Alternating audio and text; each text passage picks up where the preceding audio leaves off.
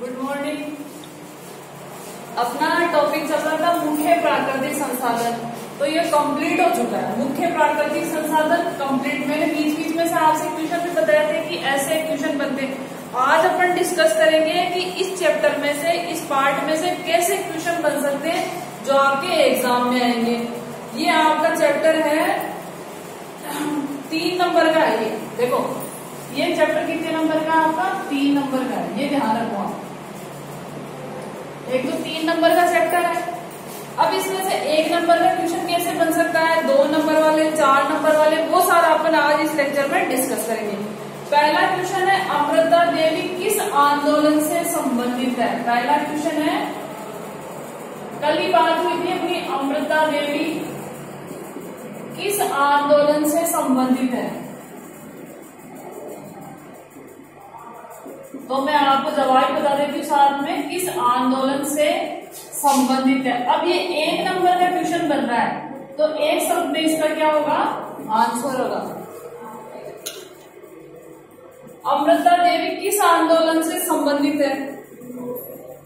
तो कौन सा आंदोलन किया था उसने? वृक्षों की रक्षा के लिए किया था। किसके लिए किया था? पेड़ों की रक्षा के लिए किया था। आप खुद लिखोगे इसका जवाब, मैं आपको सिर्फ समझाऊंगी, क्वेश्चन लिख दूंगी, जवाब आप खुद लिखोगे। 1 नंबर का आंसर होगा, अमृता देवी किस आंदोलन से संबंधित है? तो पेड़ों की रक्षा करने से संबंधित आंदोलन। उसको क्या नाम दिया था अपन ने? चिपको आंदोलन। उसका क्या नाम था आपका? पेड़ों की रक्षा से संबंधित था, उसका नाम था चिपको आंदोलन। कौन सा आंदोलन था? चिपको आंदोलन।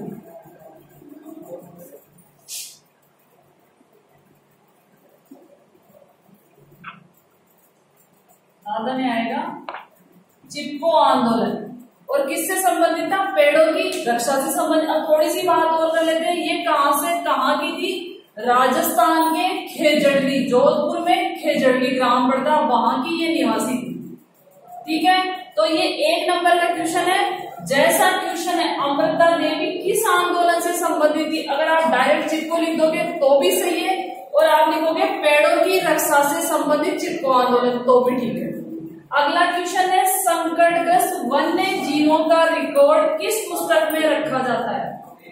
संकटग्रस्त वन्य जीवों का रिकॉर्ड, वन्य जीवों का रिकॉर्ड किस पुस्तक में रखा जाता है? तो ये IUCN ने प्रकाशित की थी, रखा जाता है। तो कौन सी पुस्तक थी बताओ? देखे, रेड डाटा बुक। कौन सी पुस्तक थी आपके? Red data book. कौन सी बुक थी? Red data book. इससे संबंधित क्या थी आपके? जो संकटग्रस्त प्रजातियां हैं, अप्राप्य है, विलुप्त है, इन सब का रिकॉर्ड कहाँ मिलेगा आपके? रेड डाटा बुक में। और इसका प्रकाशन कौन करता है आपका? IUCN। इसका प्रकाशन कौन करता है आपका? IUCN। इसका क्या करता है आपका? प्रकाशन करता है। अगला क्वेश्चन है, संकटापन जातियां किसे कहते हैं? देखो, क्वेश्चन को ढंग से देखना, संकटग्रस्त नहीं बोल रही हूं मैं, संकटापन जातियां किसे कहते हैं?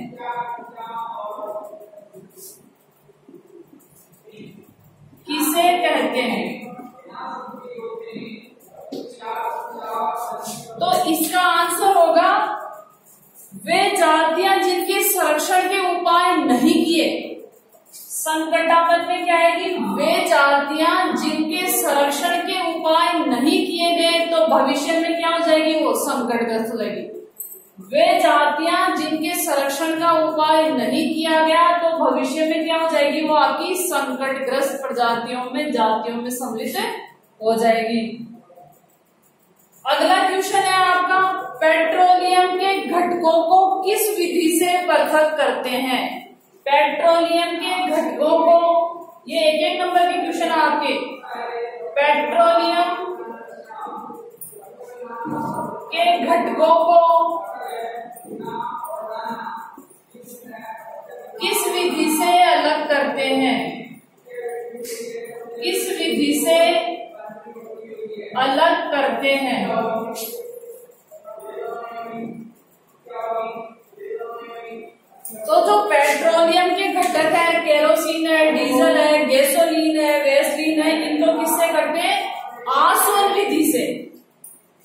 किससे करते हैं आपके, कल ये टॉपिक चला था आपका आसवन विधि से, ये भी 1 नंबर वाला क्वेश्चन है।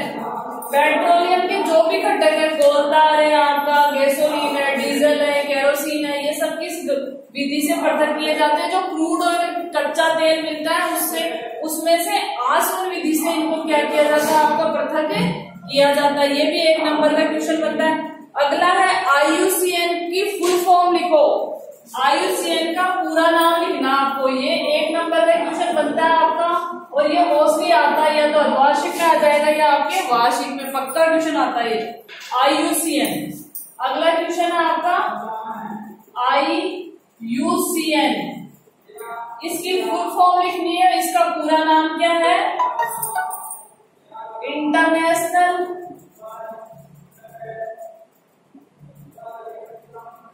यू से मतलब है यूनियन फॉर, ये इसमें लगता है बीच में, conservation of natural resources,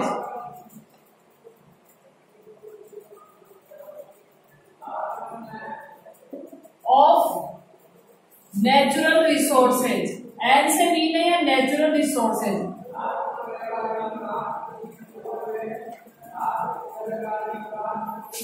natural resources, और इसको नेचर भी लिख सकते हो आप,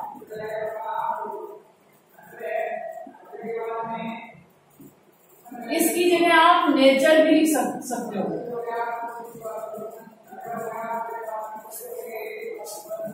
ठीक है, तो ये था आपके IUCN का पूरा नाम, जो कई बार पूछा जाता है।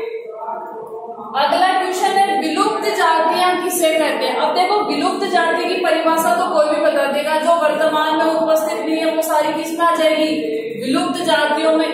पर इसमें पूछते हैं वो एग्जाम्पल्स, इसमें पूछेगा वो उदाहरण, तो आपको उदाहरण ध्यान रखना है कि विलुप्त प्रजातियों के उदाहरण कौन कौन से हैं। जैसे डायनासोर है, जैसे क्या आपके डायनासोर है, वो क्या आपकी विलुप्त प्रजाति है, जो वर्तमान में आपकी नहीं है, जो आपकी वर्तमान में नहीं है। अगला क्वेश्चन है दुर्लभ प्रजातियां। अगला क्वेश्चन है आपका दुर्लभ प्रजातियां किसे कहते हैं। वे प्रजातियां जो क्या होगी, एक स्थान विशेष में उपस्थित होगी, वहां पे उनकी संख्या क्या होगी, आपकी बहुत कम होगी, वहां भी क्या होगी, उनकी संख्या बहुत कम होगी। दुर्लभ प्रजातियां, अगला क्वेश्चन है आपका दुर्लभ प्रजातियां। दुर्लभ प्रजातियां, ये जो सारी प्रजातियों का वर्णन है वो किसके अंदर में आपके IUCN, और इस इनका वर्णन किसमें आपके रेड डाटा बुक में, जो रेड डाटा बुक है, लाल आंकड़ों की पुस्तक है, उसमें है। तो अगला क्वेश्चन है विलुप्त जातियां प्रजातियां किसे कहते हैं, सॉरी दुर्लभ किसे कहते हैं। दुर्लभ से मतलब ये है वे प्रजातियां जो बहुत कम संख्या में है और किसी स्थान विशेष में उपलब्ध, वे प्रजातियां जिनकी संख्या बहुत कम है, अगर आप उनका संरक्षण नहीं करोगे तो वो क्या हो सकती है, संकटग्रस्त भी हो सकती है। वो क्या हो सकती है, आपकी संकटग्रस्त भी हो सकती है। जैसे हिमालय भालू है, वो क्या आपकी दुर्लभ प्रजाति है, वो उसी क्षेत्र में मिलेगी, हिमालय क्षेत्र में ही मिलेगी, वहां भी कुछ एक विशेष रीजन में ही मिलेगी, हिमालय में भी आपको हर जगह नहीं मिलेगी, तो वो हो जाएगी आपकी दुर्लभ जातियां। अगला है खड़ीन से आप क्या समझते हैं, ये टिप्पणी वाला क्वेश्चन आता है। खड़ीन से आप क्या समझते हैं, ये टिप्पणी वाला क्वेश्चन आता है, तो ये 1 से लेके 1.5 नंबर तक का इसमें क्वेश्चन लगता है। खड़ीन, अगला क्वेश्चन है खड़ीन से आप क्या समझते हैं। खड़ीन से आप क्या समझते हैं।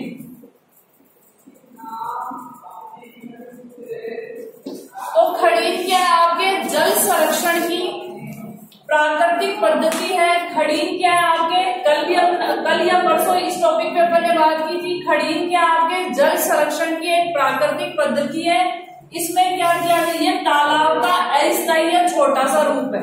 इसमें क्या किया जाता है, वर्षा के जल को इकट्ठा कर, आप इसका जवाब खुद लिखोगे, मैं बता चुकी हूँ। अब आप ये आपका होमवर्क है, और क्वेश्चन किस तरीके से आएंगे ये आपको पता चल रहा है। तो खड़ीन क्या होता है, अस्थायी तालाब है जो वर्षा काल में क्या होता है आपका बनता है, और धीरे धीरे क्या होगा इसका पानी सूख जाएगा, तो आसपास के जो भी आपका कुआं है, बावड़ी, उसका जल स्तर क्या हो जाएगा, बढ़ जाएगा।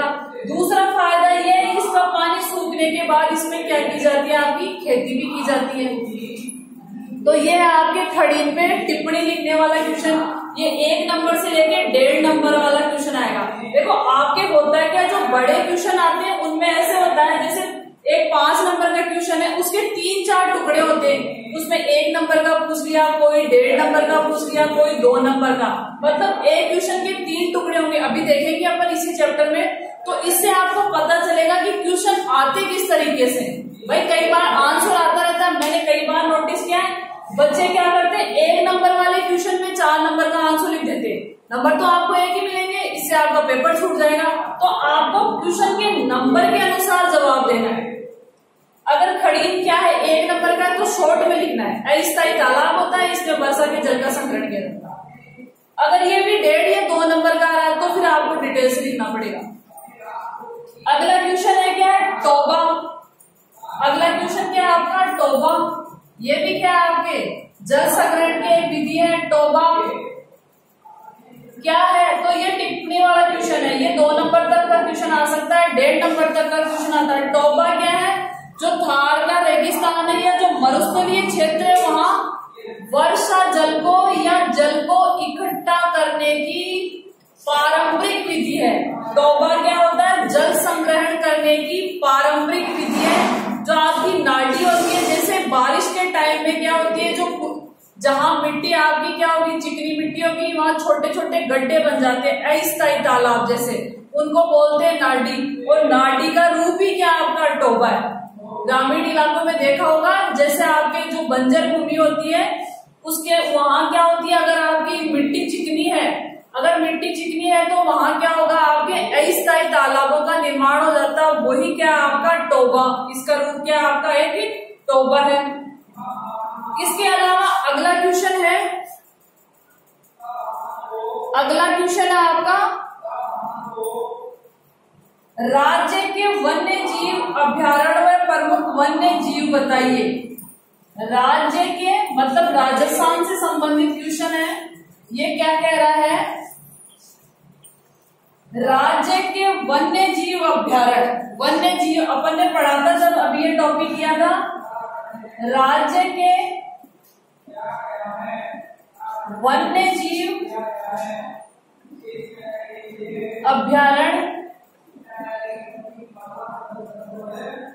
व प्रमुख वन्य जीव बताइए। वन्य जीव बताइए। तो देखिए बेटा, वन जो आपके अभ्यारण्य है, सरिस्का अभ्यारण्य जो कहाँ पड़ेगा, आपके अलवर में। दर्रा है वो कहाँ पड़ेगा, आपके कोटा में। तो आपको 2-3 अभ्यारण्यों के नाम लिखने, जैसे सरिस्का, ये कहाँ है आपके अलवर में। अगला आपका दर्रा, ये कहाँ पड़ता है आपके कोटा में। अगला आपका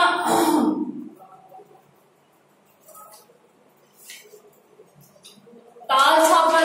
अगला क्या आपका ताल छापर, ये कहाँ पड़ता है आपके चूरू में। अगर ये 4-5 नंबर का क्वेश्चन आ रहा है तो आपको उसी हिसाब से जवाब लिखना है। अगर 3 नंबर का या 2 नंबर का है तो आपको उसी हिसाब से जवाब लिखना है। जैसे ताल छापर है,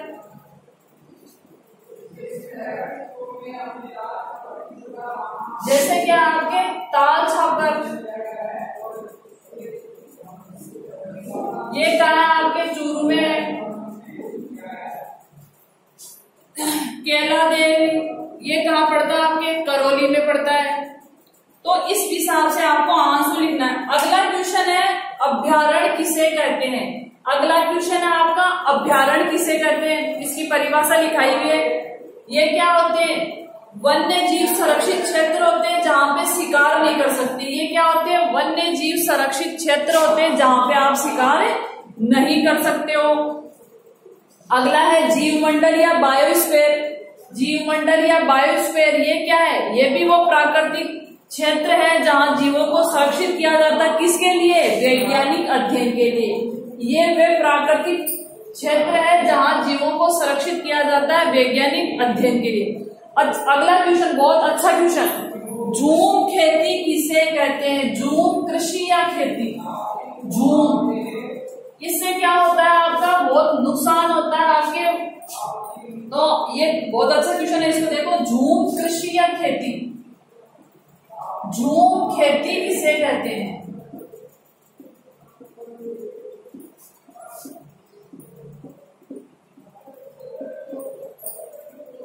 झूम कृषि या झूम खेती वो होती है, इसमें किया क्या जाता है? जैसे कोई आपका जंगल है तो आदिवासी क्षेत्रों में की जाती है। इसमें किया क्या जाएगा? जैसे आपका जंगल है, उसमें जितने भी पेड़ होंगे उनको नष्ट कर दिया जाएगा, वहां से हटा दिया जाएगा, और वहां क्या करी जाएगी? आपकी कृषि की जाएगी, खेती की जाएगी। तो ये क्या कहलाती है? आपकी झूम खेती। मतलब बड़े क्षेत्र में वनों को नष्ट करके जो खेती की जाती है वो क्या कहलाती है? आपकी झूम कृषि या झूम खेती।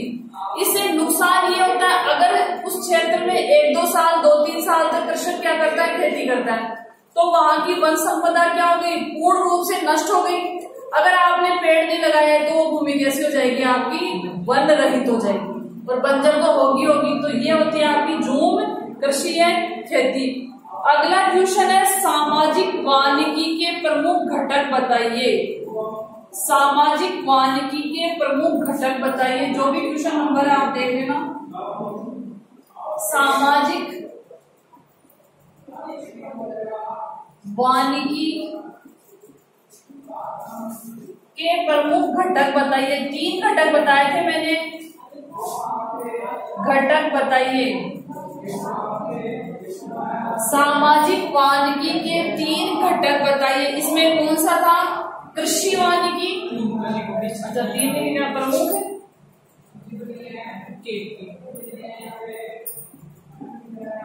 3 घटक बताइए। 3 घटक बताने आपको।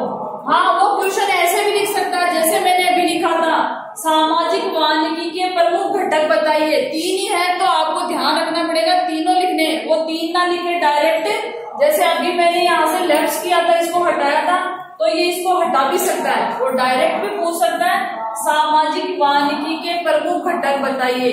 सामाजिक वानिकी के प्रमुख घटक बताइए। तो 3 घटक है। कृषि वानिकी पहला क्या है आपका?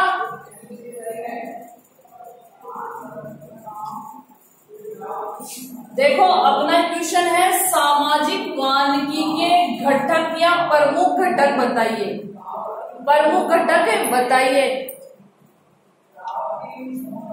तो इसमें 3 घटक है आपका। पहला है कृषि वानिकी, दूसरा है सार्वजनिक व सामुदायिक स्थलों पर वृक्षारोपण करना वन विभाग के द्वारा। पहला है कृषि वानिकी, दूसरा है सामुदायिक व सार्वजनिक स्थानों पर वन विभाग के द्वारा क्या करना? आपका वृक्षारोपण करना। और तीसरा है आपका वन्य जीव संरक्षण अधिनियम लागू करना, वन्य जीवों को संरक्षित करने का लागू करना। तो यह है इसके 3 प्रमुख घटक। अगला है राष्ट्रीय पार्क किसे कहते हैं? अगला है राष्ट्रीय पार्क किसे कहते हैं? तो राष्ट्रीय पार्क लिख लो, इसकी परिभाषा लिख लो आप लोग। राष्ट्रीय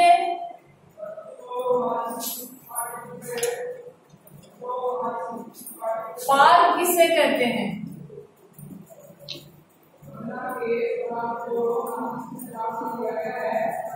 राष्ट्रीय पार्क किसे कहते हैं? देखो, ये क्या होता है? इसका आंसर होगा प्रतिबंधित क्षेत्र होता है।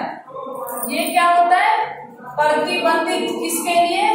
शिकार के लिए। तो आप यहाँ जोड़ना चाहो तो लिख सकते हो, शिकार के लिए प्रतिबंधित क्षेत्र होता है।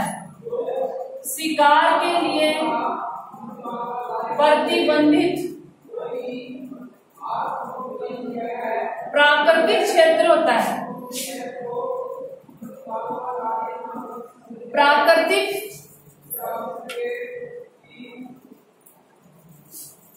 प्राकृतिक क्षेत्र होता है। ये वो स्थान है जहां शिकार क्या है आपका प्रतिबंधित है। इसके अलावा क्या होंगे आपके यहाँ पे, ना तो आप पशुओं को चरा सकते हो, मतलब पशु चारण बिल्कुल क्या होगा आपका पूर्णतः प्रतिबंधित होगा। अगर आप चाहो कि राष्ट्रीय पार्क में अपन पशु चराने जाए तो ये पॉसिबल नहीं है। तो राष्ट्रीय पार्क क्या होगा, शिकार के लिए प्रतिबंधित। देखो ये जितने भी आपके हैं, जैसे अभ्यारण्य है, उद्यान है, राष्ट्रीय पार्क है, इनका एक ही उद्देश्य है वन्य जीवों को और पादपों को संरक्षित करना।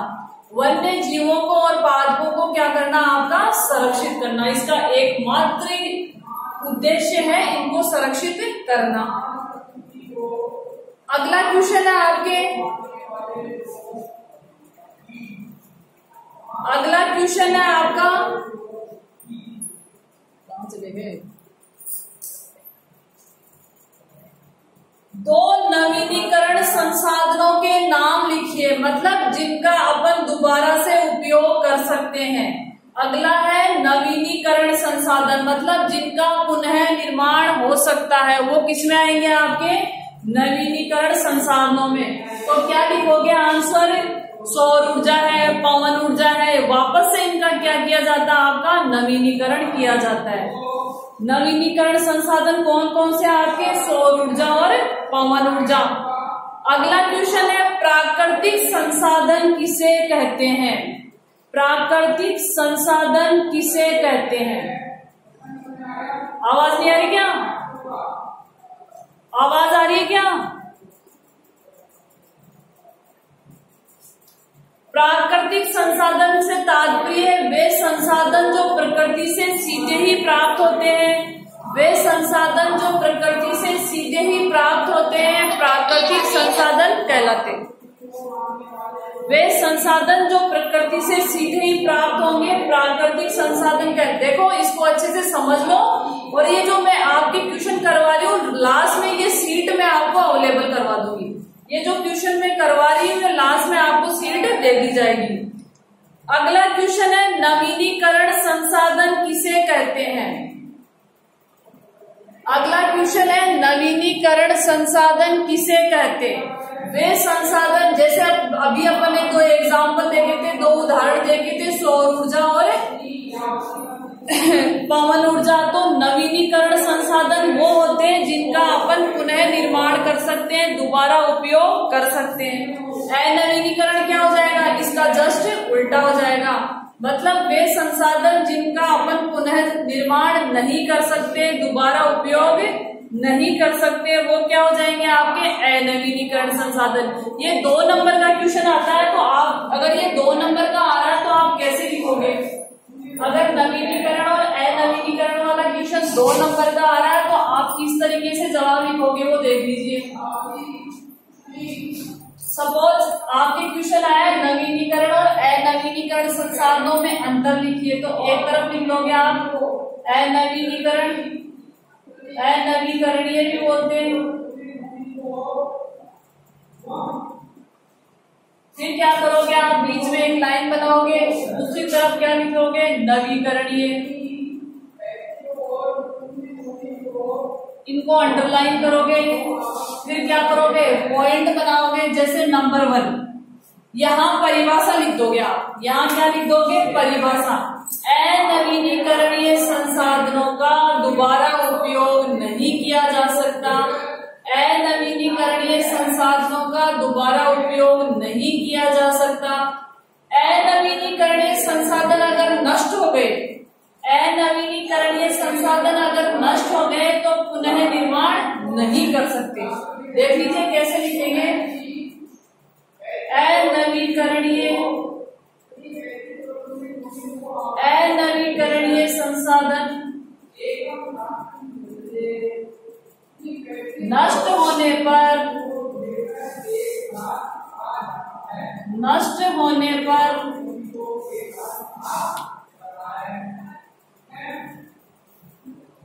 अनवीकरणीय संसाधन नष्ट होने पर पुनः प्राप्त नहीं होते हैं, पुनः प्राप्त नहीं होते हैं।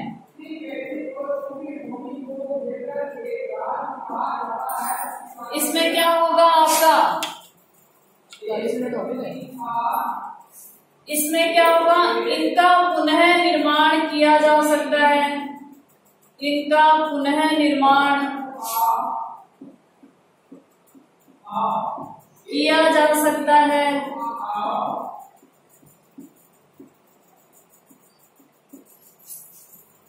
इनका पुनः निर्माण किया जा सकता है। देखो अगर परिभाषा आ रही है तो आप क्या करोगे, सिर्फ डायरेक्ट परिभाषा लिखोगे और वो 1 नंबर का क्वेश्चन ही आएगा। अगर परिभाषा से या 1 नंबर का क्वेश्चन पूछ रहा है तो आप डायरेक्ट परिभाषा लिखोगे। अगर वो अंदर वाला लिख रहा है तब आपको ये करना पड़ेगा, एक तरफ परिभाषा लिख दी, अब इसके उदाहरण लिख दो आप। अनलीनीकरणीय जैसे क्या है आपके, पेट्रोलियम या जीवाश्म ईंधन, पेट्रोलियम। इसके अलावा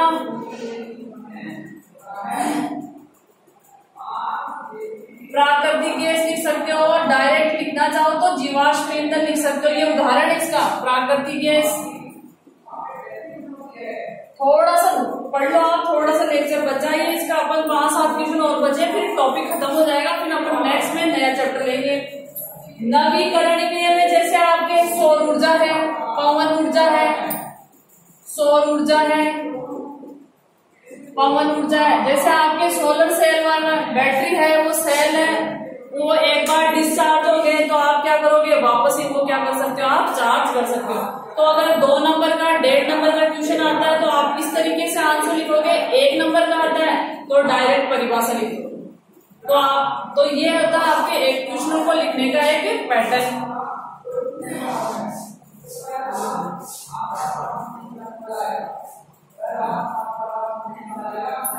ये आदित्य बागड़ी वाला अब आया है क्या, आवाज आ रही है क्या?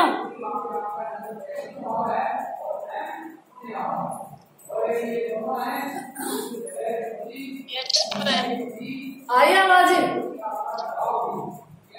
ठीक है।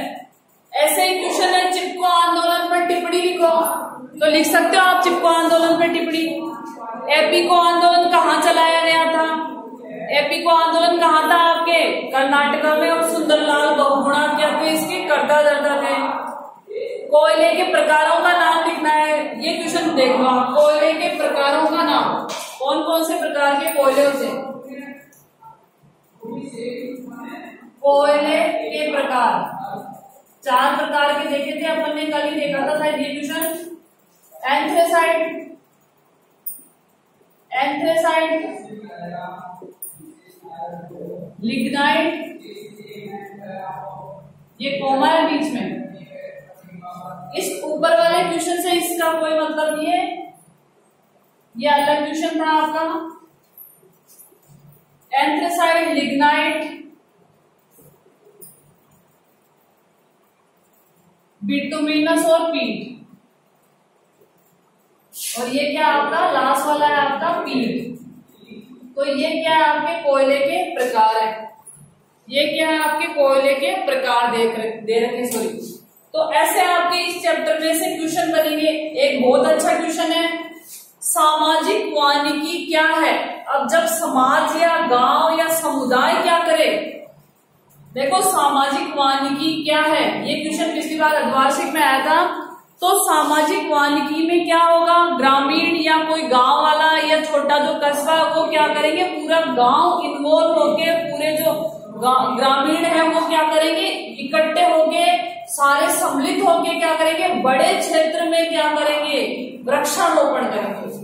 अगर एक को ग्रामीण इलाका है या कोई छोटा कस्बा है, वो सारे गांव वाले इकट्ठे होके, पूरे गांव वाले इन्वॉल्व होके क्या करेंगे, एक बड़े क्षेत्र पे क्या करेंगे, आपके वृक्षारोपण करेंगे, पेड़ लगाएंगे। तो वो किस में आ जाएगी, सामाजिक वानिकी। मतलब पूरा समाज इकट्ठा होके क्या कर रहा है, पेड़ पौधे लगाने में इन्वॉल्व हो रहा है। तो इस तरीके से इस चैप्टर में छोटे छोटे क्वेश्चन बनते हैं, और ये 3 नंबर का चैप्टर है आपका, और मोस्टली इसमें से छोटा क्वेश्चन ही बनता है, टिप्पणी वाला क्वेश्चन बन जाएगा, या फिर आपके टुकड़े वाला क्वेश्चन बन जाएगा। जैसे एक 5 नंबर का क्वेश्चन बन रहा है तो उसमें 2-3 टुकड़े करके इसमें से क्वेश्चन वो पूछ सकता है। तो आपको ध्यान ये रखना है कि क्वेश्चन पूछ किस तरीके से रहा, 1 नंबर का पूछना है तो वही जवाब लिखना। जैसे मैंने बोला कि कोयले के प्रकारों के नाम लिखिए।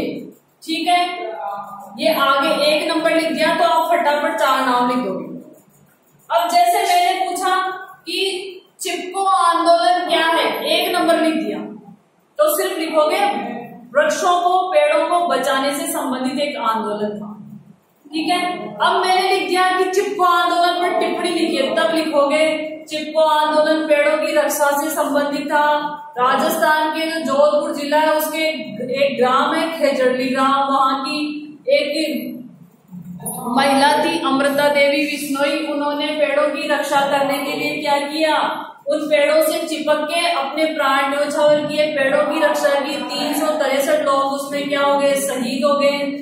इसके अलावा लिखोगे कि जो बिश्नोई संप्रदाय है वो आज भी क्या करता है, खेजड़ी वृक्ष की पूजा करता है। अमृता देवी पे क्या किया जाता है, एक पुरस्कार भी घोषित कर रखा गवर्नमेंट ने जो हर साल मिलता है। इसके अलावा जो अमृता देवी ने जो किया था पेड़ पौधों की रक्षा के लिए वो क्या है, एक सराहनीय प्रयोग। तो इस तरीके से आप उसको अगर 3 नंबर का 2 नंबर का या टिप्पणी है तो इस तरीके से लिखोगे। और कोई प्रॉब्लम हो तो आप पूछ लीजिए। अब अपना जो नेक्स्ट लेसन होगा वो अगले मंडे को, आपकी जो भी प्रॉब्लम है और ये जो अभी मैंने जो क्वेश्चन दिए आप इसको रिटर्न में कॉपी में करोगे तो आपको याद भी हो जाएगा पूरा चैप्टर, और ये भी पता चल जाएगा कि हाँ क्वेश्चन किस तरीके से आएंगे और उनका आंसर कैसे लिखा जाएगा। ये मैं लास्ट में आपके डाल दूंगी तो आप इसको देख लेना, अगर कहीं कोई क्वेश्चन में समझ में नहीं आ रहा तो आप पूछ लेना। और ये जो अभी मैंने आपको क्वेश्चन करवाए थे आंसर सहित डाल दूंगी। अब आप करोगे क्या, एग्जैक्ट ऐसे आंसर नहीं लिखोगे, अपने खुद के शब्दों में लिखोगे। मैं ये डाल दूंगी जैसे कि जैसा वैसे के वैसे आंसर नहीं लिखोगे। हम जब कॉपी चेक करेंगे तो सामने आ जाएगा किस बच्चे ने कितनी मेहनत की है। थैंक यू, धन्यवाद।